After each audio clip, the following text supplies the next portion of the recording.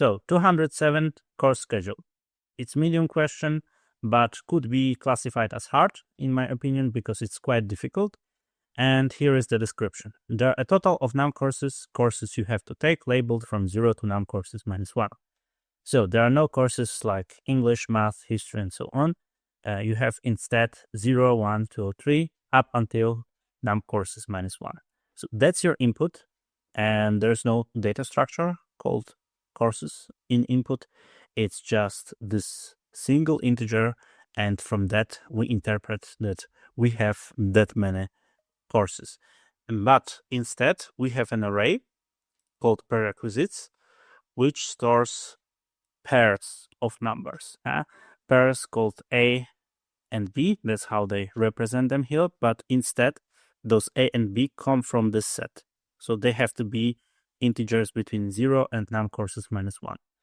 So for example, if this is 5, we could here have 4, 3, 2, and so on.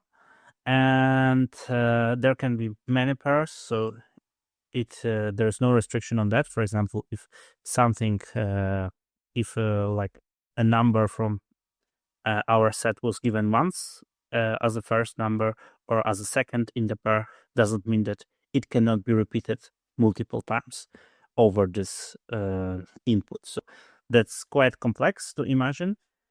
And what's more confusing as usual is that those are simply numbers and not, let's say, strings or something like that. That I think would clarify a little bit, but usually they prefer just those integers. And what's that relationship, that prerequisites that we are talking about? It indicates that you must take course B first if you want to take course A. So that's dependency. B is parent if we want to talk in graph theory terms, and A is children. It's not children, it's a child of B.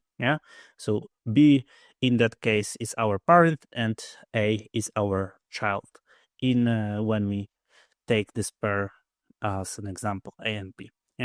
And where do they come from? They come from this set starting from 0 up until num courses -1. And here is an example.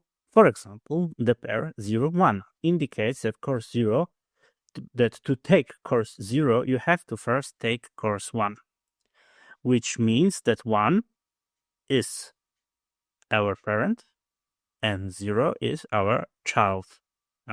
1 is B in this situation and 0 is A.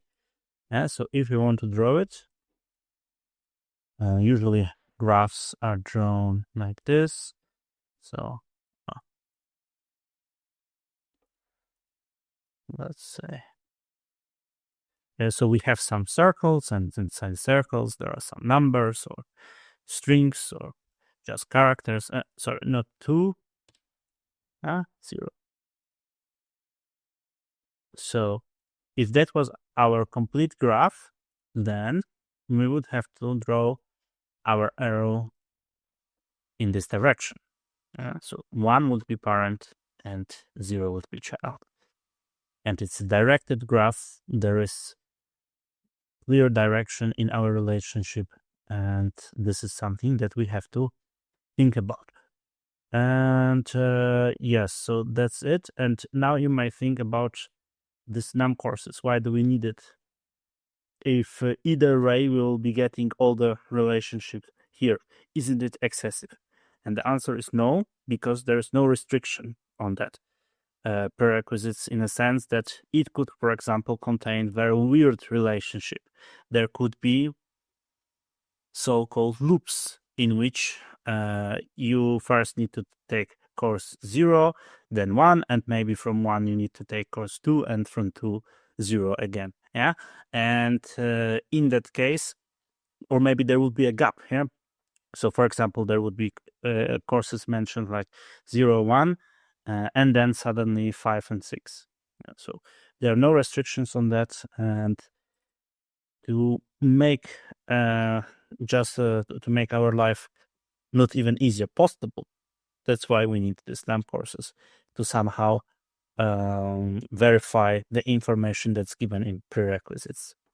And now what we have to return, finally, not a number. Usually in almost all Leetcode problems, there's just a number, like some kind of counter that you have to count. In this case, we just need to return Boolean. So maybe that's easier if you can finish all courses, otherwise return false. So that's exactly what I was talking about. There is no restriction on this prerequisites. It could contain all sorts of weird relationships, meaning loops or gaps, and we have to verify if it's really possible to take all the courses. And it has a name in graph theory language. It's called topological ordering. And if there is a valid topological sort or topological ordering, then that means that we can take all the courses in a valid order, and in that case we can return true. And one good that's just the ordering topological sorting. Let's just write this down. And there is, I think, Kahn's algorithm or something like this. Kahn's algorithm that is quite extensively used for that. So if we can sort it, we do not have to present sorted version of our graph. We just need to say, okay, it can be sorted, and in this case we return true, and otherwise we return false. And we'll discuss in a minute how to do it, but let's take a look at examples first.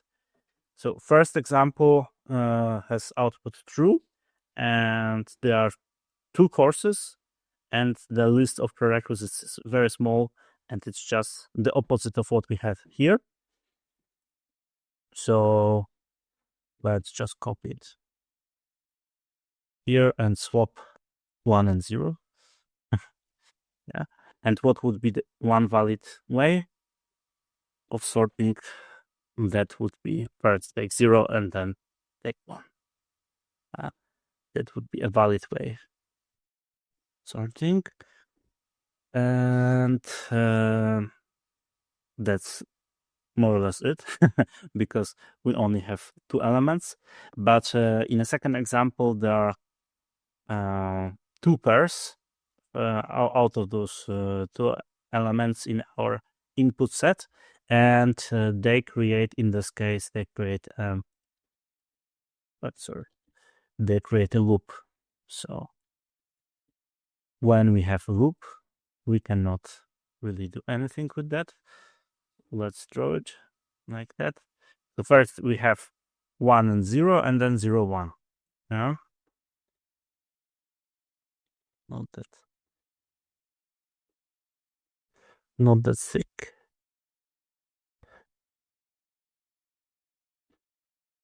And there is no valid order for that.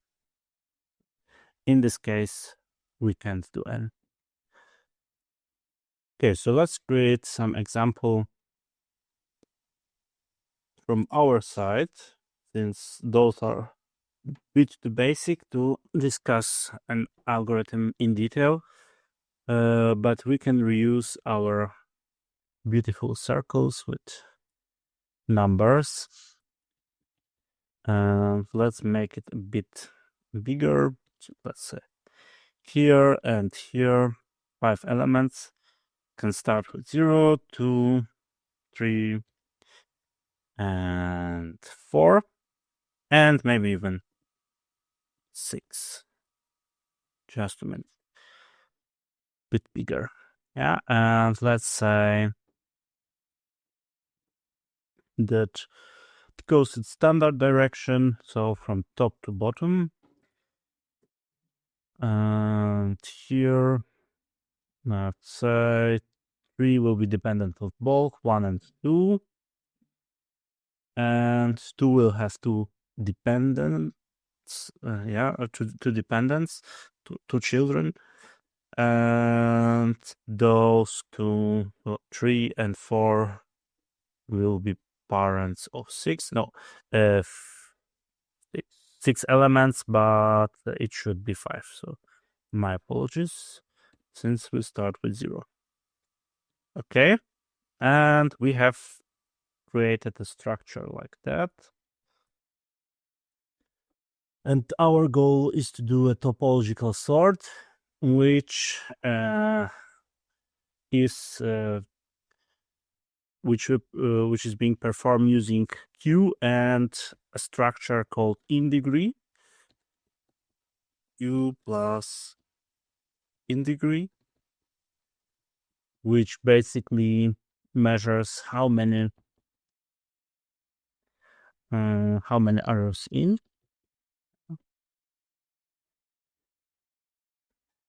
go inside, and that's how it goes. So how do we know that a given graph could be sorted, has a valid topological ordering? We have to find some place to start. How do we know which node is good? Yeah, here, of course, it's easy because it's drawn in such a way that it goes from top to bottom, but in our data, it can arrive in any order. And so we have to find place where it's theoretically possible that this is a good start. And for that, we can use the structure called in-degree, which basically means, let me draw it again. Yeah, how many arrows go in. And if there are no arrows going in, then possibly that's a good start. But of course, there could be some problems along the way. But we have to start in some place. So that would be one thing that we have to keep in mind. And using this in-degree, we can construct a queue, and simply those elements which have in-degree 0 will go first to the queue, and we will go through them. And each time we go through one element, we check all its neighbors, all its dependencies, and decrease their in-degree by 1. Yeah. So for example, if we already checked 0, then we remove it. Move it away. Let's say move it here, and we change the in-degrees of dependencies, in this case 1 and 2. But let's first discuss how prerequisites would look like. Let's copy it from here, since I'm always spelling everything. So prerequisites for this particular graph would look the following way. We would have first is child and second is parent. Yes. First you want to take, if you want to take course A, first you need to take course B. Yeah? So first is child, second is parent. That's how it goes. Then 2, 0, and then 3, 1, 3, 2, 4, 2, and 5, 3, and 5, 4.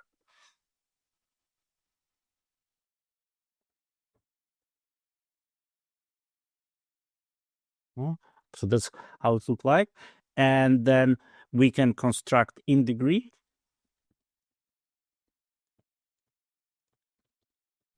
Like a dictionary. And in-degree of 0 would be 0. There are no arrows in. In-degree of 1 would be 1. In-degree of 2 would be 1. In-degree of 3 would be 2. In-degree of, sorry, like this, of 4 would be 1. And in-degree of 5 would be 2. Can move all of them? Yes, we can. Perfect. So we will start with this, and then go forward. In the next iteration, we will decrease the in-degrees of 1 and 2 and go to them, and so on and so forth, up until the end. And if we iterated through all elements, that means we can count how many iterations we did, and in the end compare with number of courses.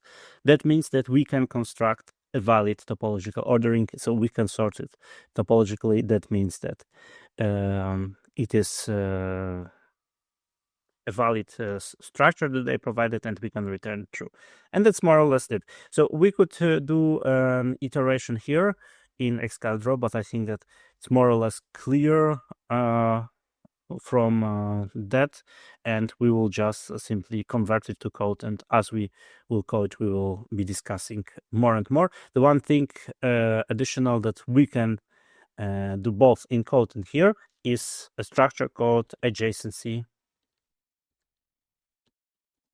list, which basically is a way of representing graphs in programs or in code, and it stores the relationship between nodes and their neighbors. So we could again use dictionary for that, and for each one we can copy it from here, by the way. And so for each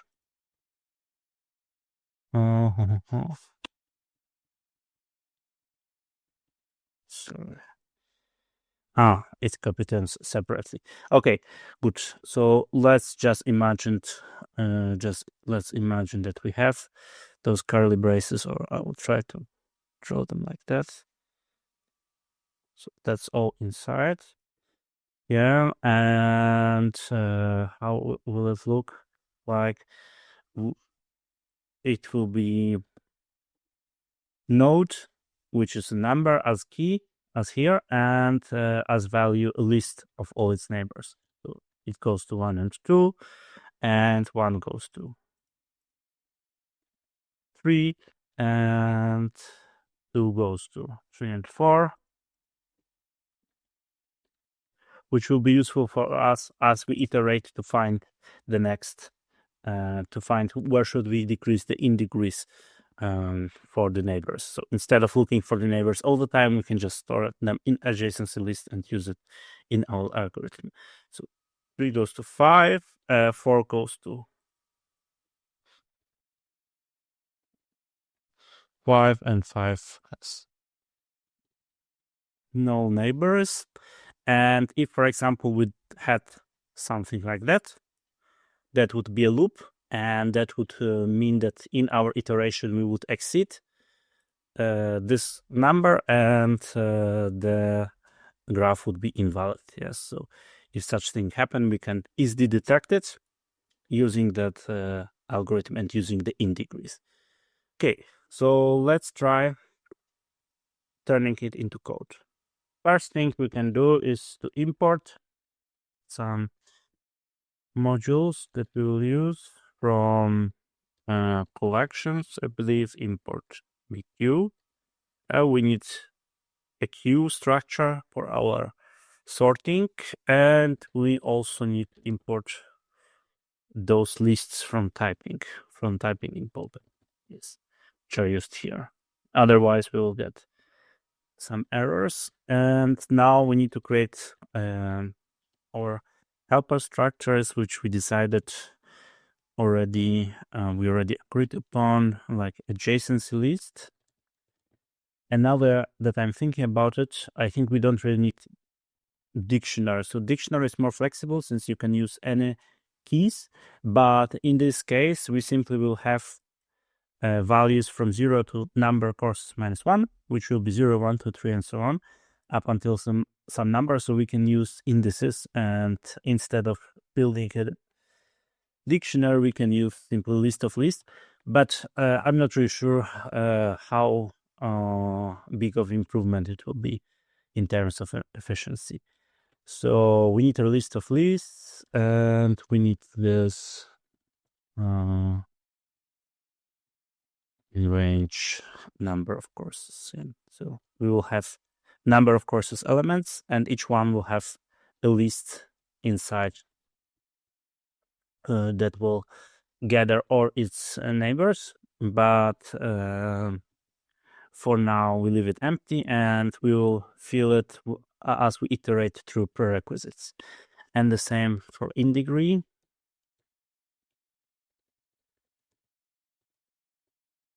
We can start with 0, and make it number of process times. Okay, I guess that's it when it comes to additional structures. So now we can iterate through prerequisites. So for and A and B, which first comes the child, then comes the parent. So first is course, and then is prerequisite. Prereq. Let's go with this. And in adjacency list of prerequisites, we can append course, and in degree of course we can add 1.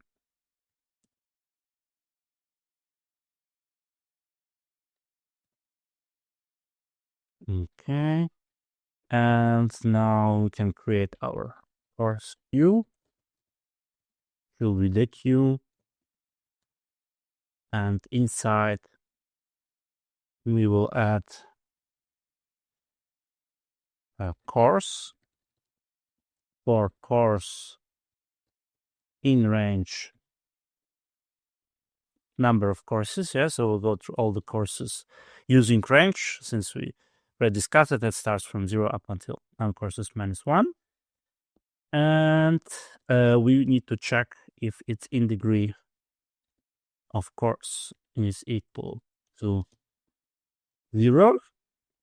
And while we have elements on the queue, we will be doing something with them. We'll be popping left. So course equals course queue, pop left. And we need some counter. And each time we can pop left, we'll increase the counter by 1. And in the end, we'll return condition is counter equal to number of courses. Yeah, and only in that case, we have a valid graph. And right now, we can check. So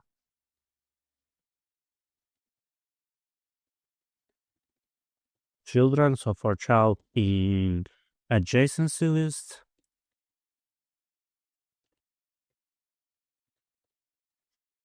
on the index course,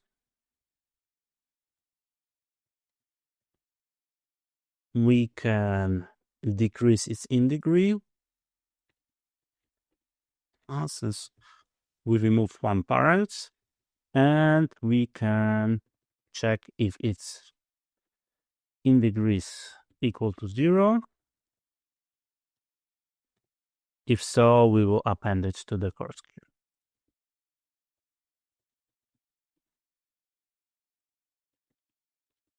Okay, let's try